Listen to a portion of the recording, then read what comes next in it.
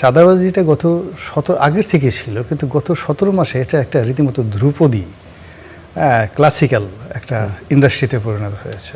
Normally ধরুন rock music, Michael Jackson গান গাচ্ছে, মাইকেল জ্যাকসন গান গাচ্ছে, তখন আপনার শরীর নাচতেছে, আপনিও নাচতেছিলেন, আপনার শরীর অঙ্গ প্রত্যঙ্গ দুলছে, রক মিউজিক।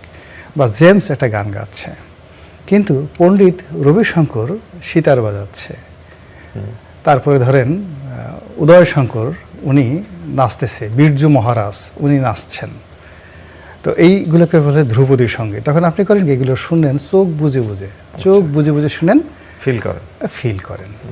তা আমাদের এই গত 17 মাসে চাঁদাবাজিটা এমন অবস্থা হয়ে গেছে যে এই চাঁদাবাজি দেখে যে আমরা যেটা বিদ্রোহ করব, বিপ্লব করব, শরীর নাচাবো, আমরা প্রতিবাদ করব, এই ভাষাটা আমরা হারিয়ে ফেলেছিলাম গত 17 মাসে। ফলে এই চাঁদাবাজিটা গত 17 মাসে এমন একটা ধ্রুপদী সঙ্গীত হয়ে গিয়েছিল, ধ্রুপদী শিল্প হয়ে গেছিল।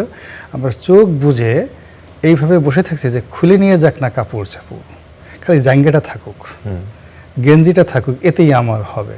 আমাদের দেশের যে অবস্থা, রাডার তো দূরের কথা, পিছনে যদি বজ্রপাত সেট আপ করা হয় যে কিছু হইলেই ঠাডা পড়বে, ডাইরেক্ট বাংলা ভাষায় যেটাকে বলে ঠাডা, বজ্রপাত, তবুও মানুষ অপরাধ বন্ধ করে না।